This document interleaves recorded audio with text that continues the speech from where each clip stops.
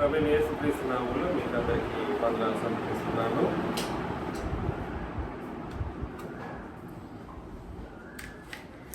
మన ఆరాధనలో భాగంగా దేవుని వాక్యాన్ని మనం ధ్యానించుకోవాలి. ప్రకటన గ్రంథంలో 4వ అధ్యాయం మనం ధ్యానిస్తూ ఉన్నాం. నాకు అనిపిస్తుంది ఈ ప్రకటన గ్రంథం చాలా కష్టమే.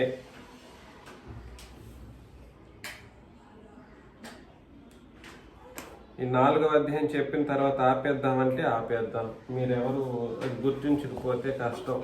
ఆపేయమంటే నేను ఆపేస్తాను ఈ 4వ అధ్యాయంతోనే.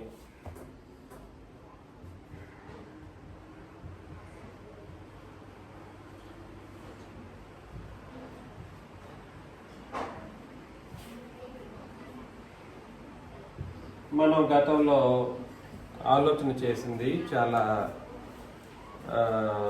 సులభమైనటువంటి విషయాలు ఇందులోనే ఆలోచన చేశాం. సులభంగా ఉన్నట్టు అనిపించింది, కానీ మరి మీకు ఎలా అనిపించిందో నాకు తెలియదు.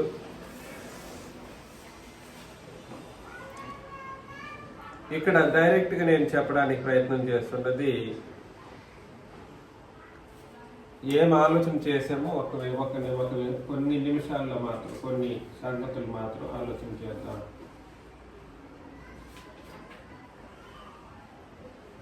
ఈ సింహాసనం అనుకోండి. ఈ సింహాసనాసీనుడై ఉన్నవాడు ఈయన్ని చుట్టూ ఏమున్నాయి? ఇంద్రధనస్సు ఉంది, అవునా? ఈ నావరించి ఇంద్రధనస్సు ఉంది. ఈ ఇంద్రధనస్సు, ఈ సింహాసనము, ఇవన్నీ ఎలా ఉన్నాయంటే ఉరుములు మెరుపులతో నిండి ఉన్నాయి. దేంతో నిండి ఉన్నాయి? ఉరుములు మెరుపులతో నిండి ఉన్నాయి. ఈయన చుట్టూ ఎవరున్నారు అని అంటే, ఈయన చుట్టూ ఎవరున్నారు? సింహాసనములు మరి కిరీటం ధరించిన వాళ్ళు ఉన్నారు. సింహాసనము చుట్టూ 24 సింహాసనములు ఉన్నాయి అని అన్నాం కదండి. ఇది మొత్తం 24 అనుకోండి. ఈయన చుట్టూ ఇట్లా వెనకాల కూడా రాసుకోవచ్చు. 24 కాదు, మీకు చెప్పినట్లే 12 మంది ఇశ్రాయేలీయులకు అపోస్తలులు అయితే ఒక ఆయన సర్వప్రపంచానికి అపోస్తలుడు. అంటే ఈ 12 మంది యొక్క సామర్థ్యం ఈ ఒక అతనే కలిగి ఉన్నాడు. ఈ 12 మంది యొక్క సామర్థ్యం ఎవరు కలిగి ఉన్నారు? ఒక ఆయనే కలిగి ఉన్నాడు. కాబట్టి ఈ 12 మంది ఒక ఆయన ఎంతమందితో సమానం? 12 మందితో సమానం. కాబట్టి 12 + 12 ఎంత? 24. కాబట్టి పెద్దలు అనేవాళ్ళు అనే విషయం గురించి 24 మంది పెద్దలు అని అన్నప్పుడు ఈ పెద్దలు అనే వాళ్ళు ఎవరో కూడా గత వారం ఆలోచన చేశాం. 24 మంది పెద్దలు అంటే ఎవరో ఊహించాల్సిన అవసరం లేదు. వీళ్ళు అపోస్తలులు. వీళ్ళకి ఏమున్నాయి? వీళ్ళకి ఒకటి సింహాసనం ఉంది. ప్రతి ఒక్కరికి సింహాసనాలు, తర్వాత సింహాసనం, తర్వాత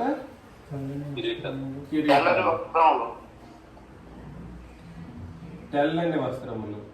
తెల్లని వస్త్రాలు ఉన్నాయి. 3 ఏముందా వీళ్ళకి? సువర్ణ కిరీటం, అవునా? సువర్ణ కిరీటాలు ఉన్నాయి. ఇవి 3 ధరించిన వాళ్ళ వీళ్ళు. ఈ 3 ధరించిన వాళ్ళు వీళ్ళు. కాబట్టి ఇది దేవదూతలకు ఉంటాయా ఇవన్నీ అని అంటే, దేవదూతలకు సింహాసనాలు అంటే ఏమి ఉండవు. దేవదూతలకు సువర్ణ కిరీటాలు ఉండవు. ఇది జయించిన వాళ్ళకి కిరీటం. జయించిన వాళ్ళు కిరీటం, జయించిన వాళ్ళు సింహాసనం మీద కూర్చుంటారు. వాళ్ళకి తెల్లని వస్త్రాలు. ఇక్కడ తెల్లని వస్త్రాలు ఎవరికి ఇవ్వబడతాయంటే, క్రీస్తు రక్తం చేత కడుగబడిన వాళ్ళు మాత్రమే తెల్లని వస్త్రాలు ధరించుకున్న వాళ్ళు.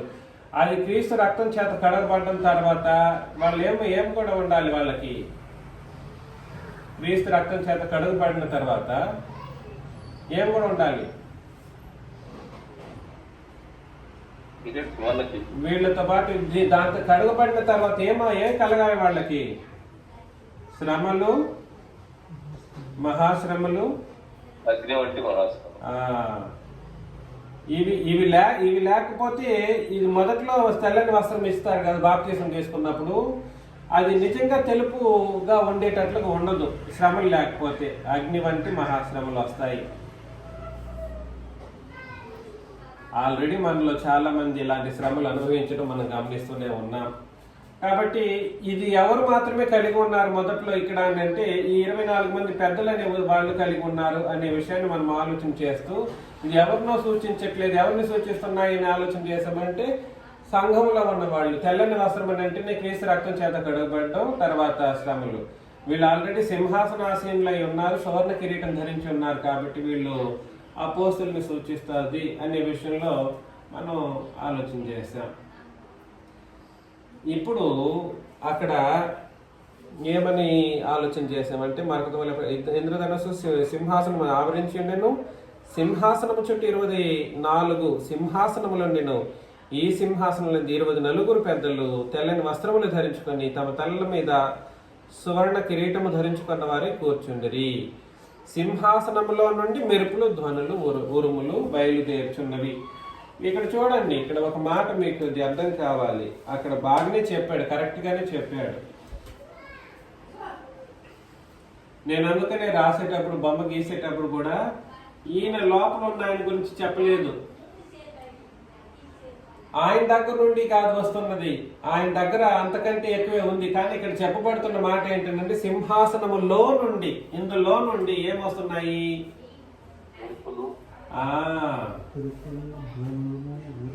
సింహాసనములో నుండి మెరుపులను, ధ్వనులను, ఉరుములను బయలుదేరుచున్నవి. మరియు ఆ సింహాసనము ఎదుట, ఇక్కడ ఈ ఎదురుగా ఏమున్నాయి చూడండి. సింహాసనం ఎదుట ఏమున్నాయి? 7 దీపములు, 7 దీపాలు ఉన్నాయి.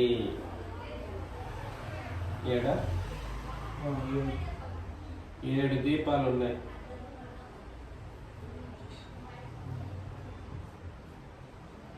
సింహాసనం ఎదుట 7 దీపాలు ఉన్నాయి. ఈ 7 దీపాలని ఏమన్నాడు? దీపాలు ఈజ్ ఈక్వల్ టు దేవుని 7 ఆత్మలు.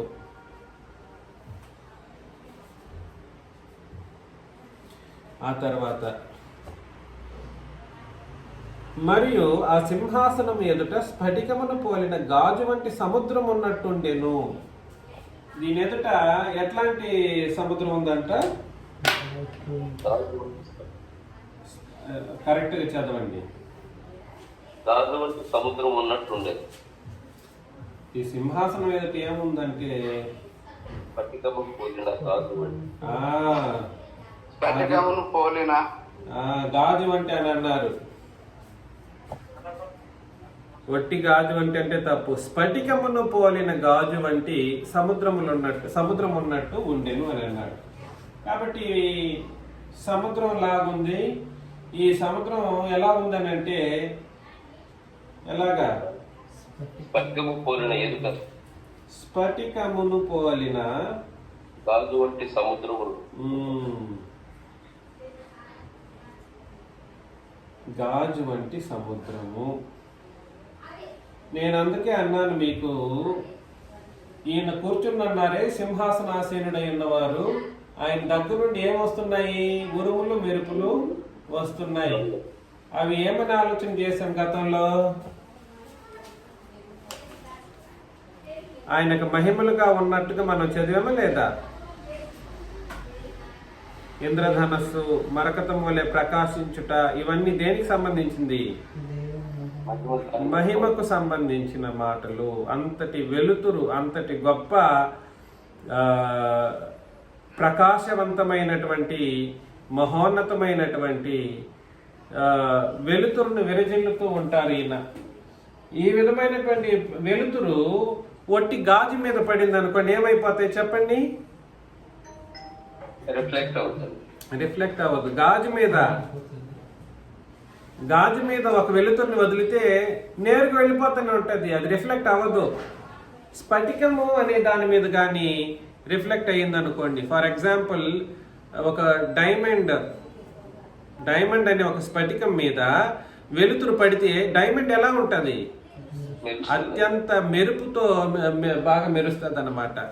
అదే విధానంలో అలాంటి సముద్రం ఉందంటే అర్థం చేసుకోండి, ఈ వెలుతురు ఈయన దగ్గర నుండి వచ్చే వెలుతురు ఎంత ప్రకాశవంతమైనదిగా ఉందని దీని అర్థం. సూర్యకాంతి మరకతం అని సూర్యకాంత పద్మరాగములని అన్నాను చూడండి. అంత అంటే 1000 కోట్ల కాదు, కోటి కోట్ల సూర్యుడి కంటే కూడా సరే అత్యంత ప్రభావవంతమైనటువంటి వెలుతురును విరజిల్లేంత ఒక ప్రదేశంగా ఆ పరలోకం ఉంటుందనే విషయాన్ని ఇక్కడ మాట్లాడడం జరుగుతుంది అన్నమాట. ఒకసారి ఇమాజిన్ చేసుకోండి, సముద్రం ఎలాంటి సముద్రం అంటే అది స్ఫటికమును పోలిన గాజు వంటి సముద్రం. అంటే అది ఏమిటో కాదు, ఈయన యొక్క ప్రకాశవంతమైనటువంటి వెలుతురును విరజిల్లేటువంటి ఒక పరిస్థితి సముద్రంలాగా కనబడుతుందంట. ఆయన యొక్క ఇది తండ్రిని దేవుని యొక్క ఆ మహత్తు, ఆ మహాత్మ్యము, ఆ ప్రకాశమానము, ఆయన దగ్గర నుండి వచ్చేటువంటి ప్రకాశములు ప్రజ్వలించుచున్నది అని అన్నాడు. ఎవరిని కూడా ప్రజ్వలిస్తుంది ఇవి అని అంటే 7 మందిని కూడా. మరలా 5వ వచనం, ఆ సింహాసనంలో నుండి మెరుపులను ధ్వనులను, సింహాసనం నుండి ఈయన నుండి వస్తే దీని నుండి వస్తుంది, దీని నుండి వస్తే దీని నుండి వస్తుంది, దీని నుండి వస్తే వీళ్ళకు వస్తాయి. ఎవరికి? ఇక్కడ 7 దేవుని దీపాలంటే ఎవరండి? ఎవరు వాళ్ళు?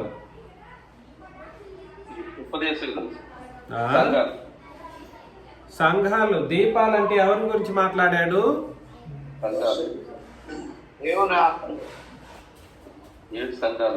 7 సంఘాల గురించి మాట్లాడుతున్నాడు.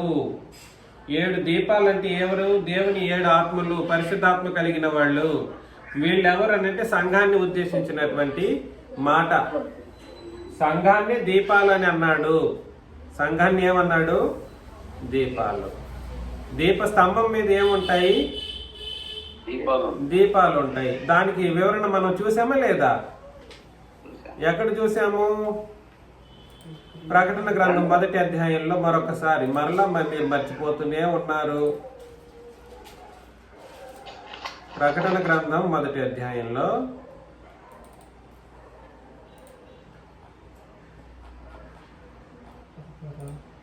లాస్ట్ వచనం చూడండి. అనగా నా కుడి చేతిలో నీవు చూచిన 7 నక్షత్రములను కూర్చిన మర్మమును, ఆ 7 సువర్ణ దీప స్తంభముల సంగతి వ్రాయము.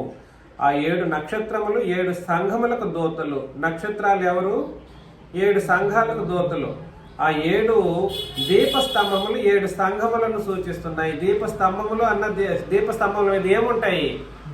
దీపాలు ఉంటాయి. కాబట్టి దీపస్తంభము, దీపము అనేవి సమాన అర్థాన్ని ఇచ్చే మాటలే. అవి దేన్ని సూచిస్తున్నాయి? సంఘాన్ని సూచిస్తున్నాయి. అది వెలిగే సంఘాలు, ప్రజ్వలించే సంఘాలు. ఇది మొత్తం మహిమలతో నిండినటువంటివి. ఎవరి యొక్క మహిమతో? తండ్రి దేవుని యొక్క మహిమలతో నిండి ఉన్నాయి ప్రపంచ ఆ పరలోకం మొత్తం కూడా. సరే అని ఆ పరలోకం మొత్తం ఎంత మహత్తు కలిగినదిగా ఉంటుందో, ఎంత వెలుతురు కలిగినదిగా ఉంటుందో అనే విషయాన్ని ఇక్కడ మాట్లాడడం అనేది మనం చూస్తున్నాం. కాబట్టి దయచేసి ఆలోచన చేద్దాం. సింహాసనంలో నుండి మెరుపులను, ధ్వనులను, ఉరుములను బయలుదేర్చున్నవి. మరియు ఆ సింహాసనం ఎదుట 7 దీపములు ఎలా ఉన్నాయి? ఈ సింహాసనం ఎదుట 7 దీపములు ఎలా ఉన్నాయి? ప్రజ్వలించుచున్నవి. కాబట్టి వెలుతురు దీనికి ఎక్కడి నుండి వస్తున్నాయి? దీన్ని దీపాలకి ఇక్కడ నుండి వస్తున్నాయి. ఇవే ఓన్ గా మండితే మనలాగా కొవ్వొత్తి లాగా పెట్టేస్తే అది మండేటట్లు కాదు. ఈ కొవ్వొత్తి మండాలంటే, ఈ దీపాలు మండాలంటే ఇక్కడ నుండి వెలుతురు రావాలి. ఇక్కడ నుండి వెలుతురు వస్తేనే ఇవి మండుతాయి అన్నమాట. అర్థమవుతుందని నేను చెప్పేది. అందుకని ఈ మురుగులు, మెరుపులు, ధ్వనులు అనేటువంటివి ఈ ఉరుములు మెరుపులు ధ్వనులు అనేటువంటివి వేటిని సూచిస్తుందనంటే దేవుని యొక్క ఆజ్ఞలను సూచిస్తాయి. ఉరుములు మెరుపులు ధ్వనులు ఇవన్నీ దేన్ని సూచిస్తున్నాయంటే ఈ అధికారికంగా సింహాసనం నుండి వచ్చేటువంటి అంటే ఆ దేవుడు అధికారికంగా తెలియచేసేటువంటి ఆజ్ఞలను సూచిస్తున్నాయి. అది ఎవరికి ఆజ్ఞలు? ఈ దీపాలకి, సంఘానికి. కరెక్ట్. కాబట్టి దేవుని యొక్క 7 ఆత్మలు అని చెప్పబడినటువంటి వీటిని ఏం చేస్తాయి అంటే ప్రజ్వలింపజేస్తూ ఉంటాయి. అవి దేవుని 7 ఆత్మలు. మరియు ఆ సింహాసనం ఎదుట స్ఫటికమును పోలిన గాజు వంటి సముద్రం ఉండేది.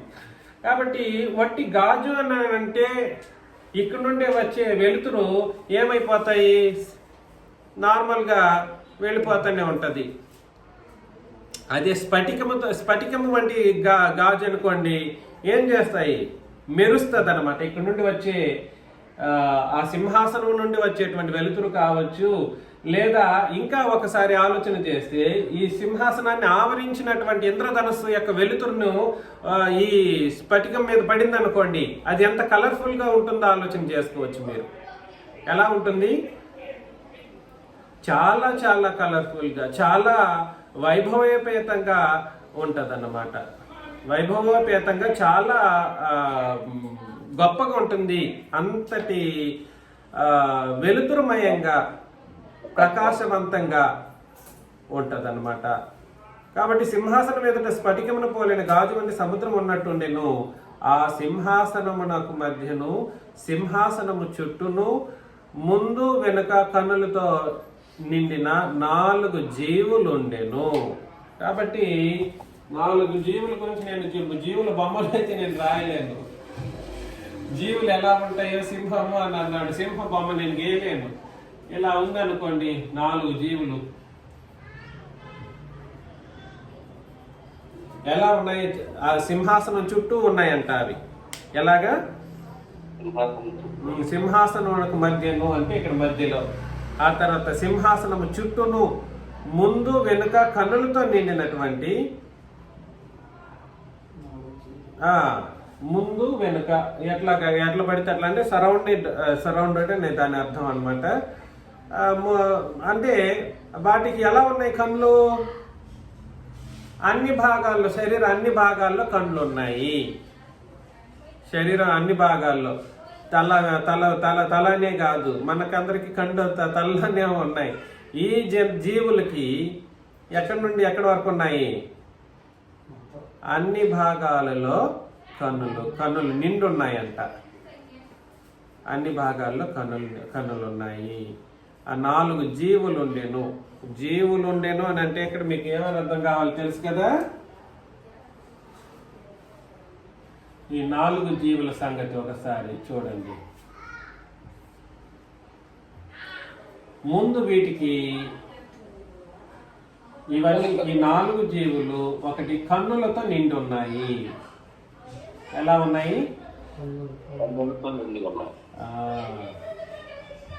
ఈ 4 జీవులు కన్నులతో నిండున్నాయి ప్రథమంగా. తర్వాత అది ఎలా ఉన్నాయి?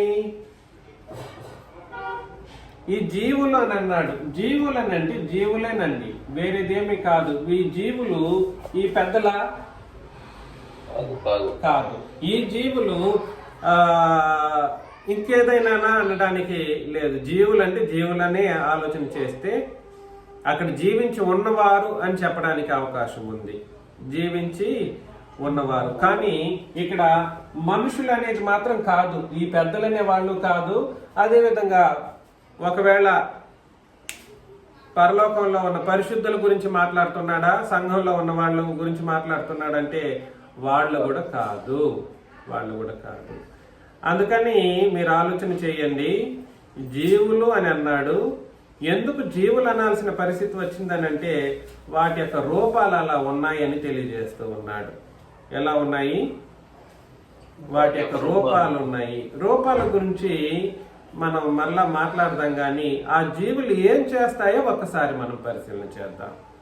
ఆ జీవులు ఏం చేస్తాయో ఒకసారి ఆలోచన చేద్దాం.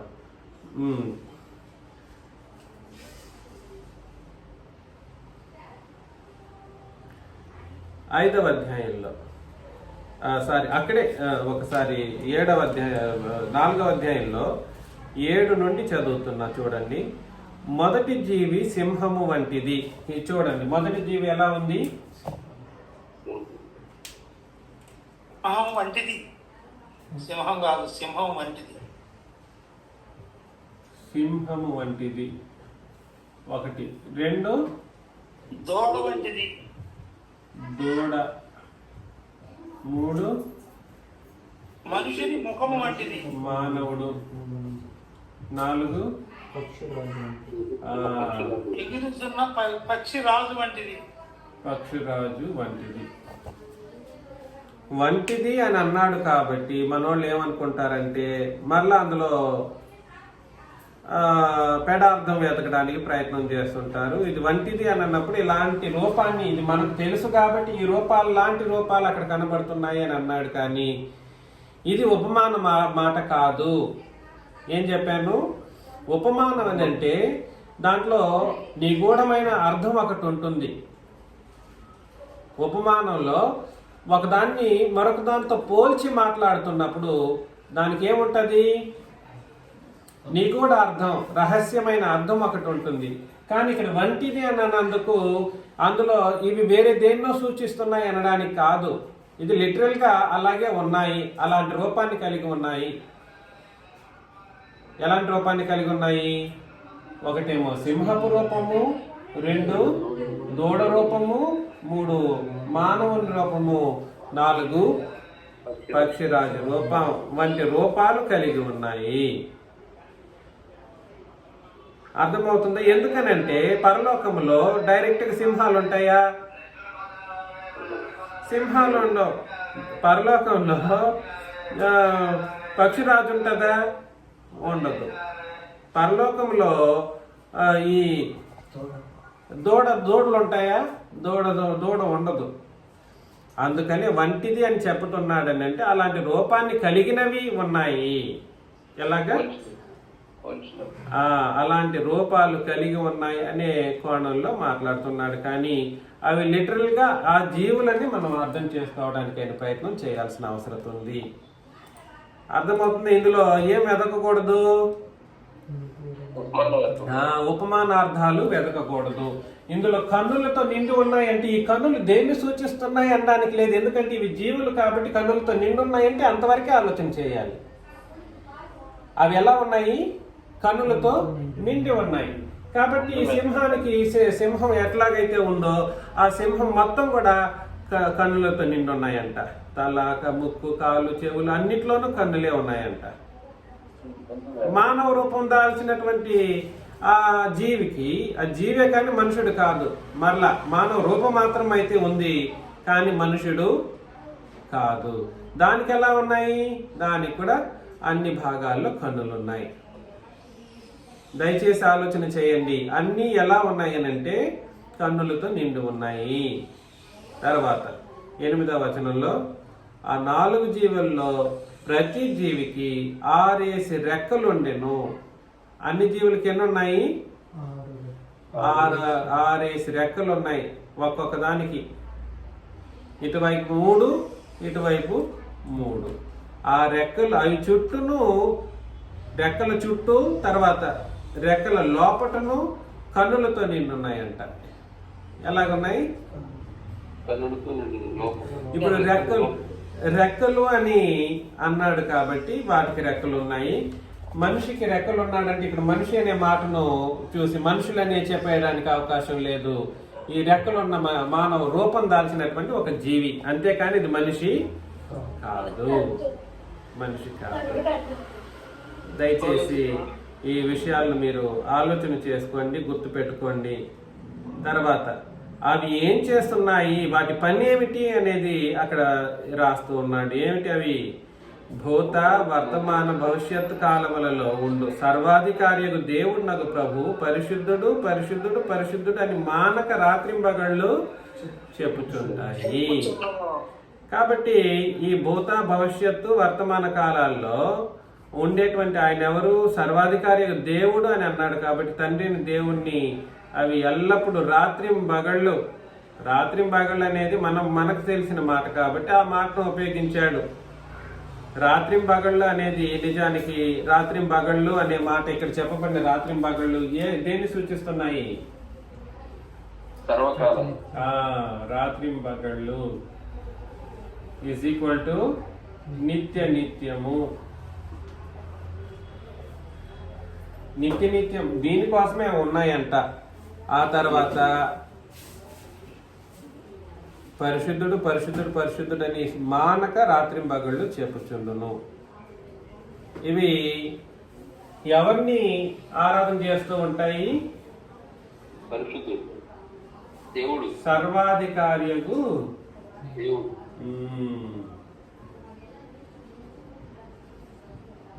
కాబట్టి ఈ ఒక వచనమే చదివేసేసి తండ్రి మాత్రమే ఆరాధనకు పాత్రుడు అన్నారనుకోండి. ఎవరు? తండ్రి మాత్రమే ఆరాధనకు పాత్రుడు అని అన్నారనుకోండి, తప్పులో కాలేసిన వాళ్ళు అవుతారు.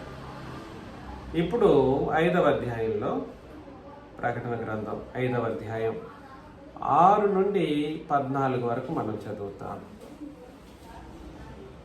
ప్రకటన గ్రంథం 5:6 నుండి.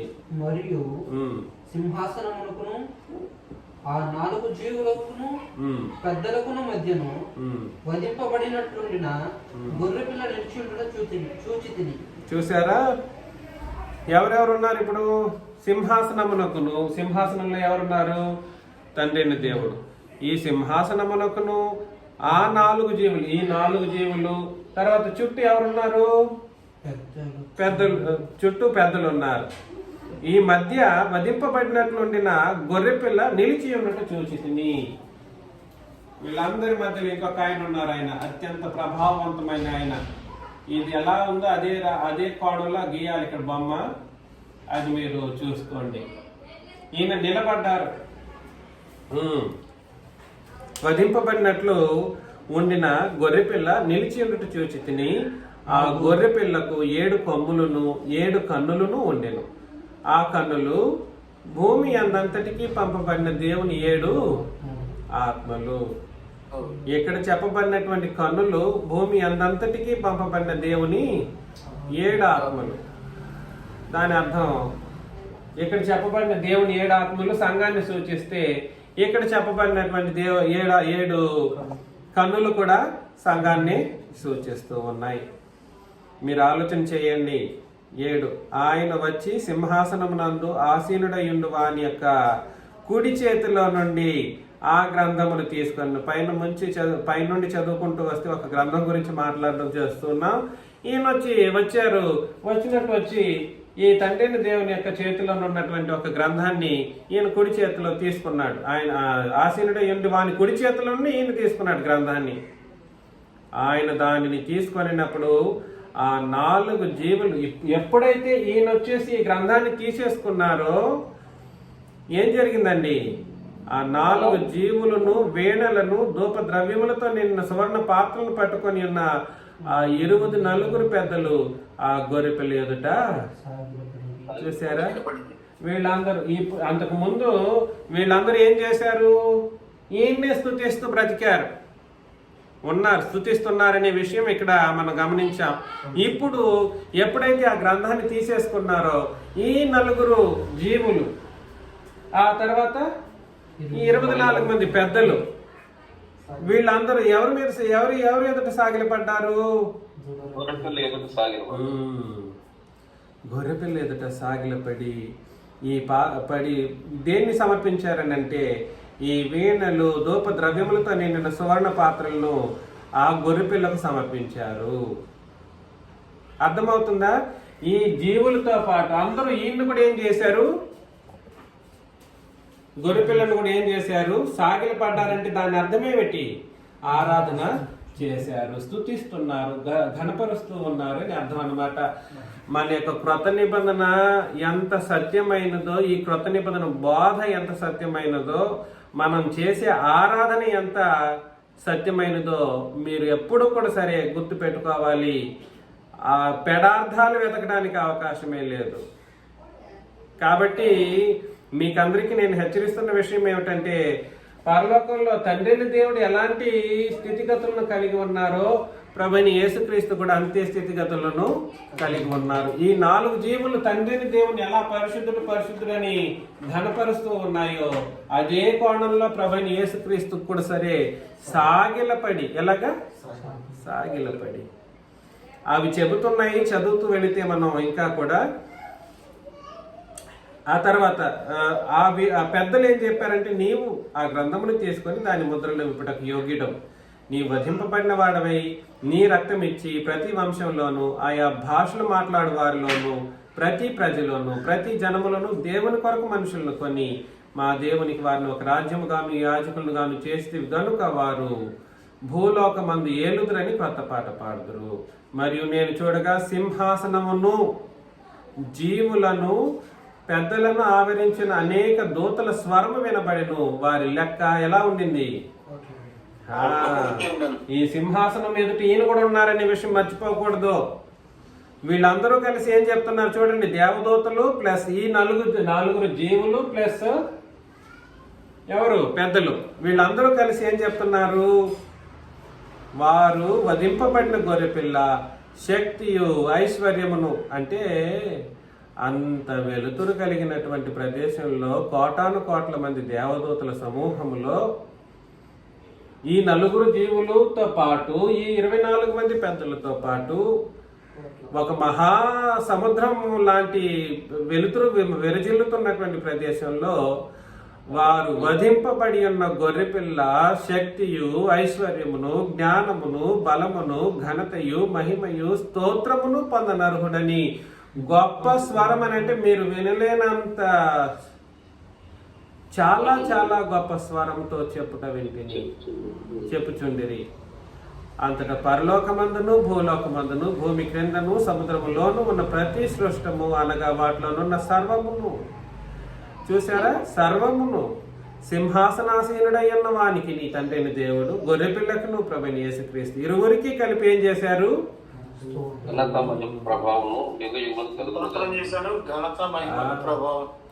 ఎట్లుంటుంది చూడండి. ఆ 4 జీవులు ఏమన్నాయి? ఆమేన్ అని చెప్పగా ఆ పెద్దలందరూ ఏమన్నారు?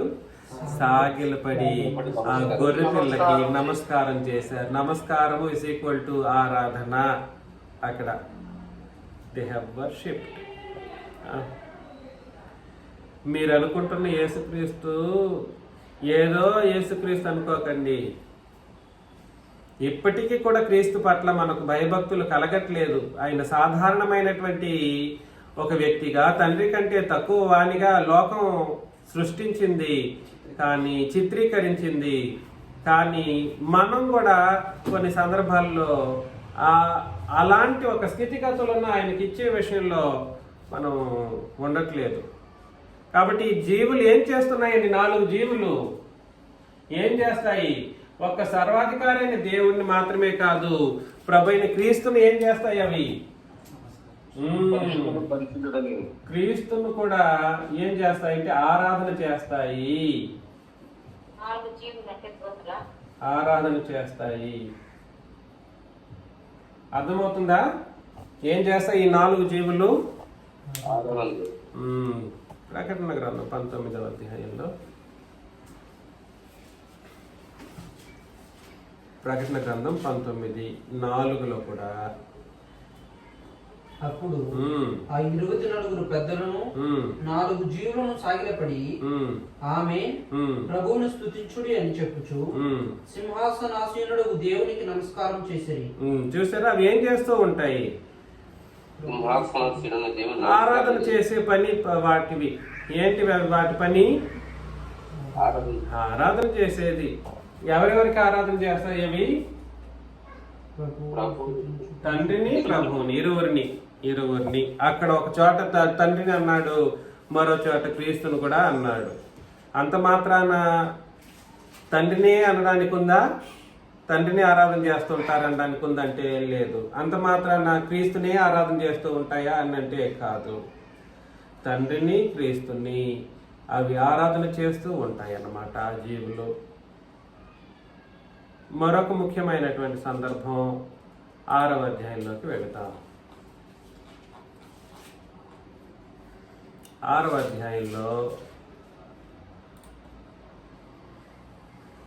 1 నుండి 8 వరకు చదువుతామండి. కొంచెం చూసి చదవాలి.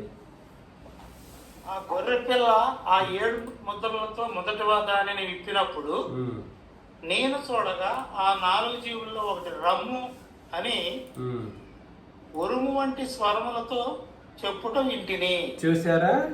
ఇప్పుడు 4 గుర్రాల మీద ఉన్న వాళ్ళ గురించి మాట్లాడతాడు. ఎవరు వాళ్ళు?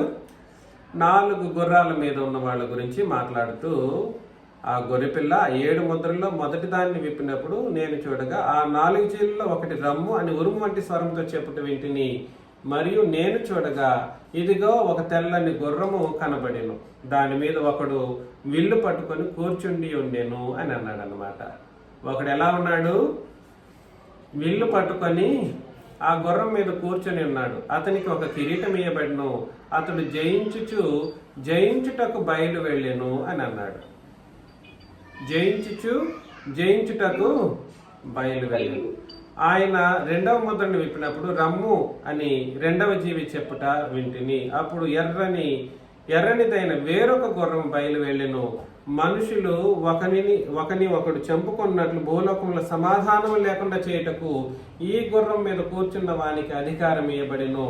మరియు అతనికి ఒక పెద్ద ఖడ్గము ఇవ్వబడెను.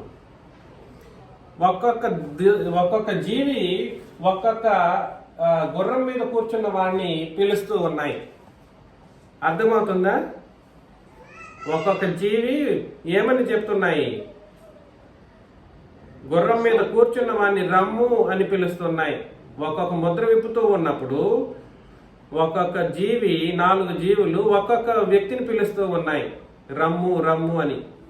అర్థమవుతుందా? ఆయన 3వ ముద్రను విప్పినప్పుడు రమ్ము అని 3వ జీవి చెప్పుట వింటిని. నేను చూడగా ఇదిగో ఒక నల్లని గుర్రం కనబడిను, దాని మీద ఒకడు త్రాసు చేత పట్టుకొని కూర్చుండి ఉండెను. మరియు దేనారమునకు ఒక సేరు గోధుమలనియు దేనారమునకు 3 సేర్ల యవలనియు నూనెను ద్రాక్ష రసమును పాడు చేయవద్దనియు ఆ 4 జీవుల మధ్య ఒక స్వరము పలికినట్టు నాకు వినబడెను. ఆయన 4వ ముద్రను విప్పినప్పుడు రమ్ము అని 4వ జీవి కూడా చెప్పింది. కాబట్టి ఈ 4 జీవులు ఏం చేస్తాయి అంటే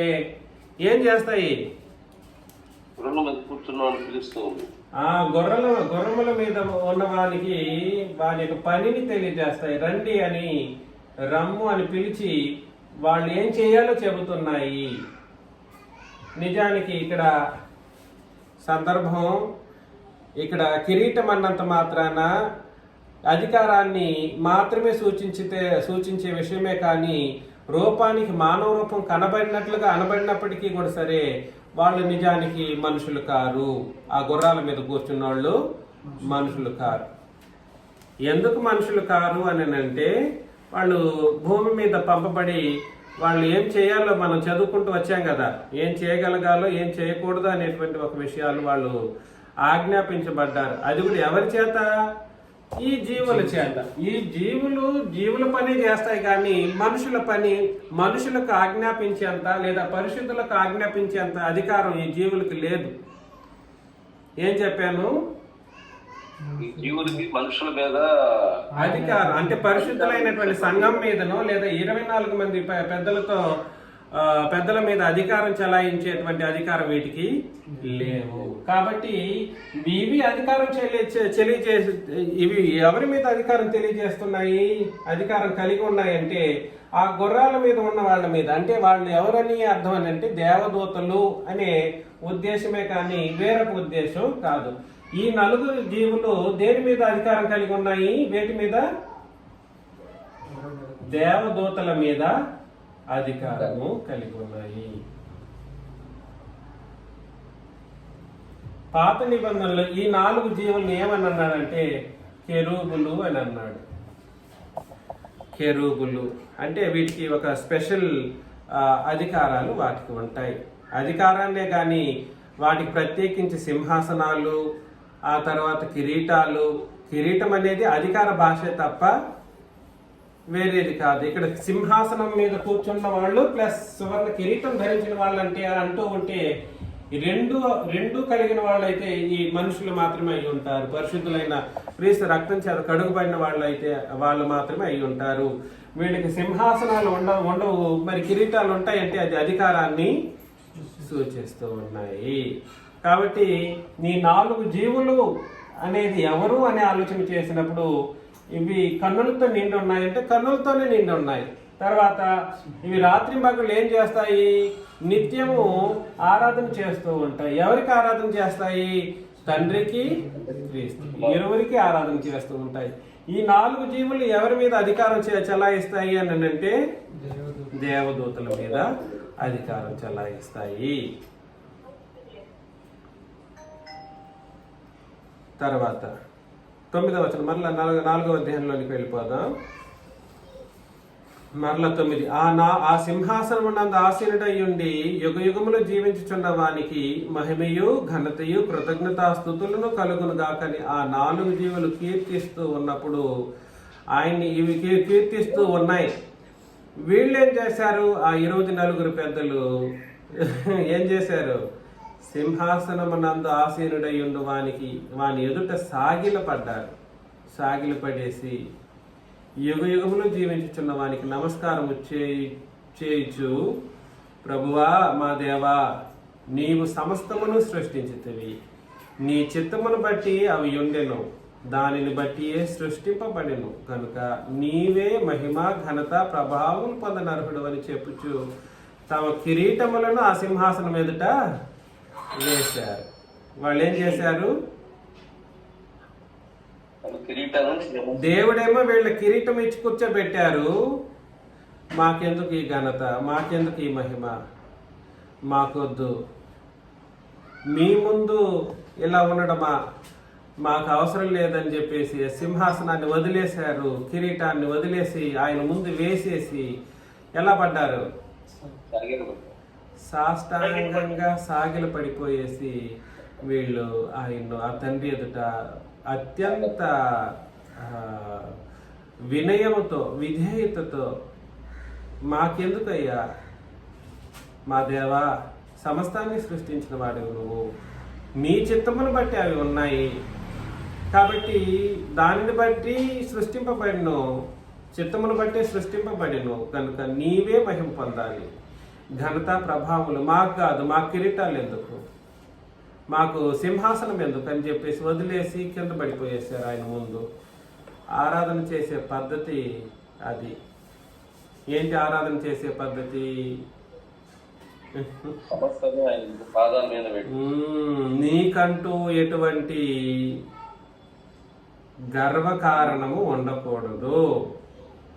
నీ అతిశయం, నీ గర్వం, నీ డబ్బు, నీ చదువు, నీ జ్ఞానం అన్నీ వదిలేసి ఆరాధనలో కూర్చోవాలి.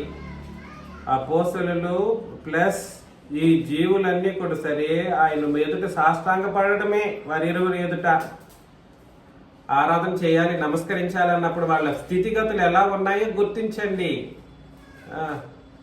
మనం నిజంగా అంతటి లోబడి ఉండే పరిస్థితి కనబడట్లేదు, అంత లోబడే పరిస్థితులు కనబడట్లేదు దేవుని మాటలకి, దేవుడికి, ప్రభువుకి.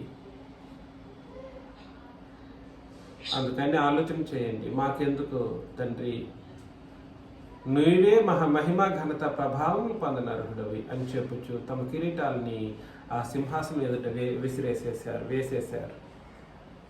మాకొద్దు, మేము ఎల్లప్పుడూ మీ పాదాల క్రింద బ్రతికితే చాలు అన్నటువంటి ఒక పరిస్థితి వాళ్ళకి వచ్చింది.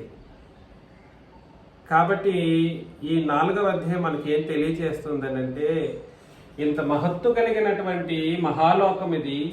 ఈ మహాలోకం అంతా కూడా సరే తండ్రి అయిన దేవుని యొక్క, క్రీస్తు యొక్క కోటాను కోట్ల సూర్యుడి కంటే ఎక్కువ వెలుతురుని వెరజిల్లేటువంటి పరిస్థితుల్లో ఉన్నప్పుడు ఆ సెటప్ కూడా అలాగే ఉంది. సముద్రం అంతా కూడా ఎలా ఉంది?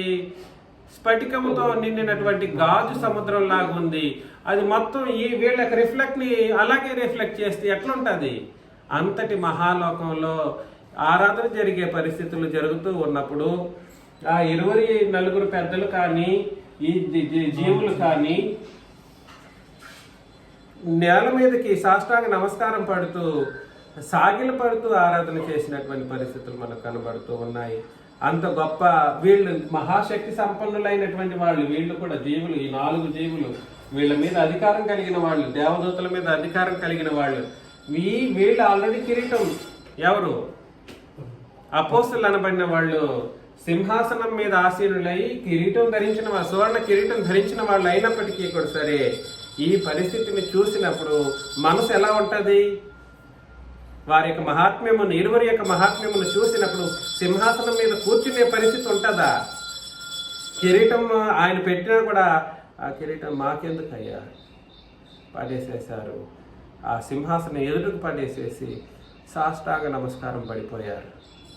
అందుకని మనం అందరం కూడా సరే, క్రొత్త నిబంధనలో ఈ జీవులను మనం లెక్కించాల్సిన అవసరం లేదు. వీళ్ళ కింద ఉన్నటువంటి వీళ్ళు దేవదూతలు, వీళ్ళని కూడా మనం లెక్కించాల్సిన అవసరం లేదు. వాళ్ళు ఎట్లా చేశారనేది మనకు అనవసరం. మనకు అవసరం ఏమిటంటే ఈ 24 పెద్దలు ఎలాంటి స్థితిని కలిగి ఉన్నారో అది మనకు మాదిరి. వీళ్ళు తమ కిరీటాన్ని సహితం వదిలేసుకునేసి ఆ సింహాసనం ఎదుట వేసేసి మేము ఏమీ కాము, మేము కేవలం నరమాత్రలము, మేము మీ ముందు నిమిత్త మాత్రం అనేటువంటి ఒక ఉద్దేశంతో వీళ్ళు అంత గొప్ప లోబడినటువంటి పరిస్థితిని మనం కనపరిచినప్పుడు వాళ్ళని ఆదర్శంగా తీసుకొని మన ఆరాధనలో, మన యొక్క ఆదివారం చేసేటువంటి ఆరాధన కావచ్చు, లేదా బైబిల్ తరగతులు లాంటి కార్యక్రమాలు జరిగించినప్పుడు మన ప్రైడ్, మన గర్వం, మన గర్వ కారణాలు, జ్ఞానం కావచ్చు, చదువు కావచ్చు, ఆ తర్వాత ఉద్యోగాలు కావచ్చు, అధికారం కావచ్చు, ఇంకేదైనా కావచ్చు, వాటిని అన్నిటినీ పక్కన పెట్టేసి సమస్తమును మీరే అని తండ్రి దగ్గర, సమస్తమును మీరే అని ప్రభువు దగ్గర మనం చేరి అపోస్తులు చేసినట్లుగా మనం కూడా చేయాలని హెచ్చరిస్తూ ముగిస్తున్నాను. మీకు అందరికీ క్రీస్తు నామములో వందనాలు.